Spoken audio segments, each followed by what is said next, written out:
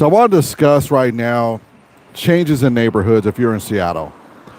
A lot of things have changed and a lot of things have stayed the same. So let's look at something that's changed. You see these right here? You're going to be seeing a whole lot more of these. These are just basically what I grew up with in Dallas, Chicago, areas where there are just large cities and they're just basic apartments.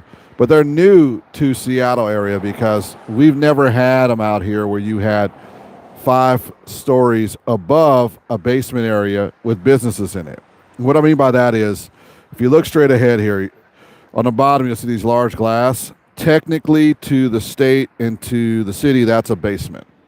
I know it sounds kind of weird, but that's an actual basement. And that's where these businesses will be going into, and they will be all the shops like you would have if you were in Chicago, if you were in Dallas, if you were in New York, and you would see these big city like setups. And that's not normal for Seattle, and it's going to be a huge difference. Like, I'm in the Shoreline community here. This is that North City area, and the North City used to look more like this. So you had like a 1-story, maybe 2-story building. And in that 2-story building or 1-story building, you'd have a business. You would have, say, like SUNY's over there. And then you'd have this plaza. Let me see if I can zoom in there. You'd see that little plaza with the Les Schwab was there. And now we're looking at these ultra large apartment buildings where we have another one that's over here too. So you see that building right there. That wasn't there before. It came in like 2 years ago. And you're looking at mass residency going in to areas that we didn't have in Seattle before, or the Pacific Northwest. And with that, it's going to be a change in lifestyle. Before it was like, can I buy a home? Now it will be, can I buy a brownstone or can I buy a condo? And those will look exactly like these. So these will be the norm if you're in Seattle. And I think they're going to be good for us. I think they're going to be pretty dang good. I would love to hear people's opinions on it. What do they say? Like, subscribe, comment, whatever you want to do, and just kind of be part of it. I know there's some extra social points if you comment, so feel free to comment. What we're talking about is just the changes in the Seattle area and how everything will be evolving to these 5-story buildings, 6-story buildings in the city. Thank you for the like. And we're going to have a ton of new construction that's going to look completely different than what you grew up with. If you're from the Seattle area and you are used to small businesses, small cities, small hometown type look, that's going to change completely. And I think it's a plus, actually. We're going to have more housing. We're going to have more options to buy. We're going to have more small businesses that are going to be locally having clientele for them. So with this apartment complex here, let me explain what I mean by that. As you can see, there's a whole bunch of these glass buildings. There's one over here that says for lease. Let's see if I can get the for lease sign up here. And these are going to be businesses that are going to go into these for leased areas and be servicing the 200 to 500 people that are in these apartments or condos, depending on how they do it. When I was in Texas and when I was in Chicago, some of these were brownstones, so you could actually buy them and they were your home, and you would have 2 or 3 generations that lived in these. Yeah, it's still basically an apartment. Don't get me wrong. That's kind of the reason why, buying a condo doesn't really entice me. I rent condos because I don't want to have the responsibility or the HOAs. But if you wanted to be in a nice place and live in a good place for 10, 20, or 30 years, and depending on where you live, if you're in Chicago, Dallas, and the rest, these buildings will a lot of times get locked in rents amounts, and they're not going to jump up to the market level, which is pretty cool.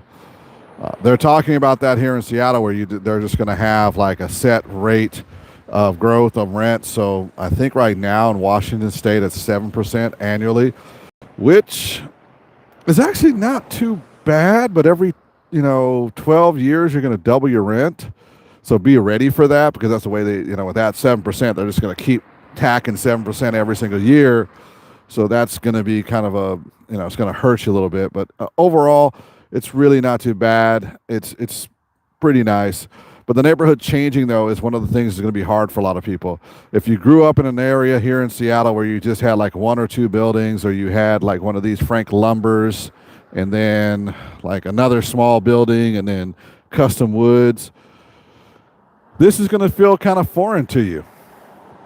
If you came from other big locations where essentially everyone was in a tightly grouped housing situation, we're used to knowing our neighbors, having our neighbors, right down the block from us, then that's pretty normal. It's going to be kind of like the thing you're going to do. Once again, I'm going to say the little hype thing. Subscribe, like, do whatever it is you got to do. Get your social points too, man. I've been seeing that lately on these lives where you can get like social points for your comment and stuff like that. So get your points if you can. Essentially what I'm saying to everybody right now is get used to this. This will be the new life. And if you're in Shoreline, come check out, these new places. They're pretty nice. I mean, they got the rooftop access, all of the cool stuff. Hey, how you doing? Is it Windy Water and May? I appreciate you commenting. Get your points. Get your social points. I appreciate you doing that. And essentially what I'm talking about here is as we evolve in Seattle, we're going to have to get used to this here. Now, I wouldn't be. Oh, this is Shoreline. So if you've ever been to 15th Street in Shoreline, it's a beautiful place to go to. They do jazz, everything else, but they're growing in size. How's my day, May? It's actually pretty good. Picked up a coffee, relaxing. I'm going to be going out tonight, having some fun, and then more marketing. Part of being a business owner and is practice and doing marketing. And so that's next on my list. And I'm just looking at the stuff here in Shoreline. I wanted to bring this up because a lot of my friends who live out here in Seattle, Shoreline, Linwood, Bellevue, have all been complaining. Thanks for the like. Hold on. Lily? Actually, yeah, there is. Good question. Hold on. Lily got a really good question here. Let me show you this. Yes. So with this right here, there is a bus line connected to it. Unfortunately, at the moment where the fence is there, that's where the bus line stops. So there's a bus line that goes directly to the link light rail. So 348, and it goes right to the light rail stop. So, and you asked about the light rail stop. 10-minute walk. It literally is from where I'm standing right now. If I walked for 10 minutes, I would be the link light rail. So it's really close to the light rail. Thanks for the other like. You would get to the light rail. All right, let me put my face back on. You would get to the link light rail in no time. And it's 10 minutes away. This is the second set of apartments like this. There's another set that's over here. Let me put that on for you. So there's another set over here. And then there's another set right here. So this one here that's in front of me now has 200 spots open for leasing. This one here, they're already doing pre-leasing on. There's one down the street that's like 3 or 4 minutes down the street. It's a 300 bedroom, 300 there, and that's like 200. The cool part about thank you for the like, appreciate it. The cool part about having this type of density in the area is small businesses grow. People get to know the neighborhoods. I remember when I moved in here a little over a decade ago, and there were no kids. Because it was a single-family homes, there was no kids. Now you see kids that are walking in the neighborhoods during the summer. They're going down to St. Mark's playing basketball. They're checking out the parks over here. The buses during school days, it kind of gets me in the morning if I got a job I'm going out to, and it's like, forgot about buses, because for years we just didn't have them. Now we're like, why are there 3-4 buses in a row? Because they've got people from kindergarten all the way up to high school that are living in the area, which is cool. It's like families are becoming part of the area again. A lot of the businesses I've known here for like a decade love the fact that they've got more and more people here, and they're actually able to, like the coffee shop I go to has gotten busier. They were worried they were going to close down during COVID. And because all these apartments and everything kind of popped up, they didn't close down. They stayed solid. So these buildings, these ones here that some people are not a fan of, they have actually enhanced the business market in the local area here. So I think this is a super, super plus. Now, with the link light rail being so close, yes, these apartments are getting close to or near to 3/4 of Seattle's rent in some cases. But it's, the one bedroom's not killer at about $2,200, but, it should be closer to about 16 to 1800 is my opinion. But that's just the way it goes. They do have 3 bedrooms that are going to be going for closer to $4,000 or $5,000. We've looked at them and it's like, oh, we're renting a condo right now, and I'd much rather buy a house down in Tacoma area. So I think that's what I'm going to end up doing. I love this area here. If the pricing wasn't sitting at $1 million, I would buy a house here, but I just can't justify spending $2 million over a period of the loan. I was in finance for a lot of years, so I just know the interest rates, anything around 5% or higher, you basically double the amount you're paying over 30 years. So I don't want to spend $2 million for a piece of property out here. So anyway, this is, Lily, if you're still on, here's your answer. The bus is coming right here, and that's going north, and that's right at the corner, and then the other one used to be over here. So there's your answer, Lily.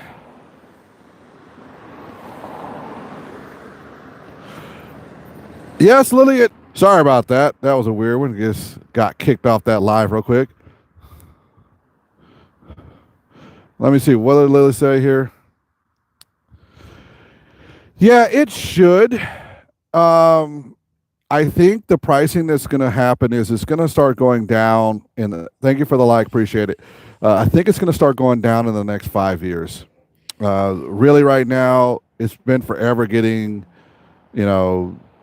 these prices under control. May, investing in real estate.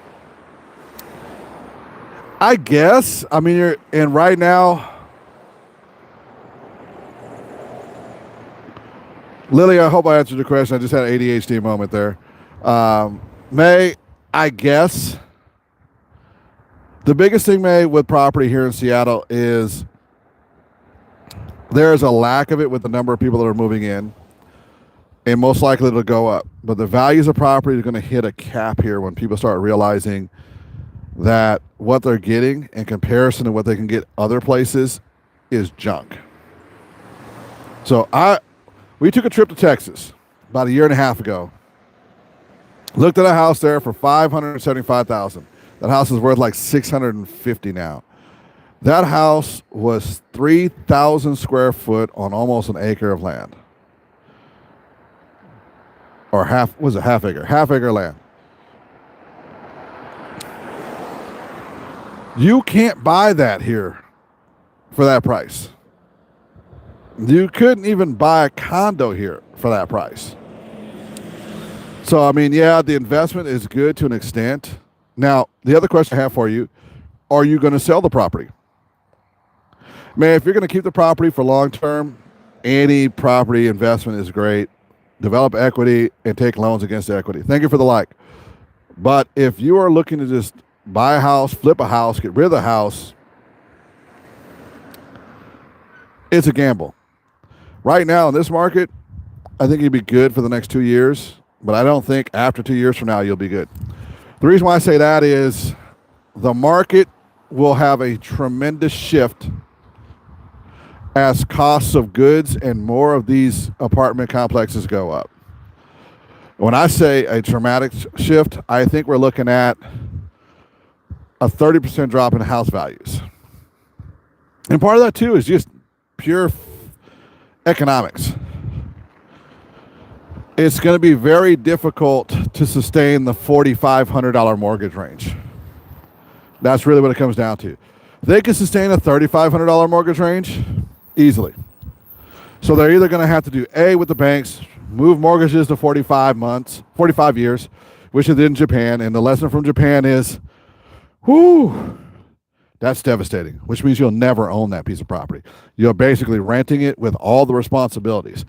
And I won't do that. I'm not going to sign a 45-year purchase. The other part is, if they're not going to get people done 45-year purchases, they're going to have to reduce the price.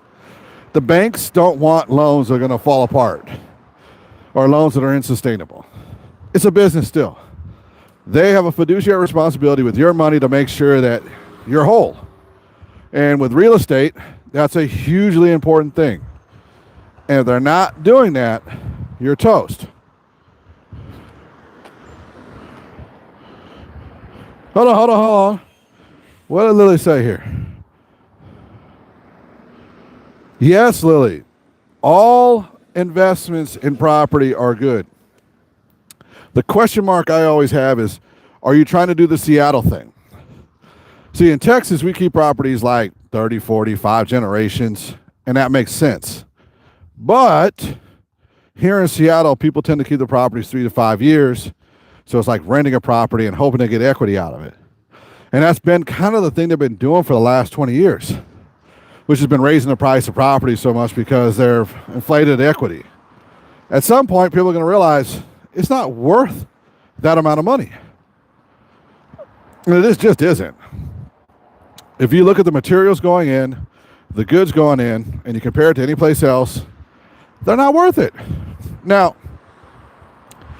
I think if we had to talk about how investment is for Seattle just because of growth, well, yeah, do it. But no, when it goes to a downside, when it finally hits that downside, it's not going to be a fun downside. It's going to be one of the worst downsides in real estate bubbles ever. In Seattle, the West Coast, and some of these major cities where properties went up from 20 years ago being $250,000 to now being $1.2 million or $1 million, it's just not sustainable. And the dollars, I mean, look at what just happened recently. What? 150,000 people in the tech industry were just fired or laid off. Same thing. And there's going to be a correction in their pay. So these same people, they're not really being fired to be left out of the market completely. If anyone you can blame on this is Elon Musk, and it's a good and a bad thing. They're resetting the value of the job that you're doing in the tech industry. And don't get mad at me, that's just what they're doing. I was in sales for 2 decades, and one of the things we always paid attention was the market is, what's going to be the big thing so that we could readjust our sales and readjust who and what we're going to sell to, what we're going to sell to maximize potential for growth. And one thing we've always paid attention to is economic changes in jobs. So, for example, at one point, used to be the medical field was a guaranteed you're going to make $150,000. You're going to be a nurse. You're going to do all this. You'll go through the process of being a nurse practitioner, going through LPN and all that, and you'd move up to $100,000.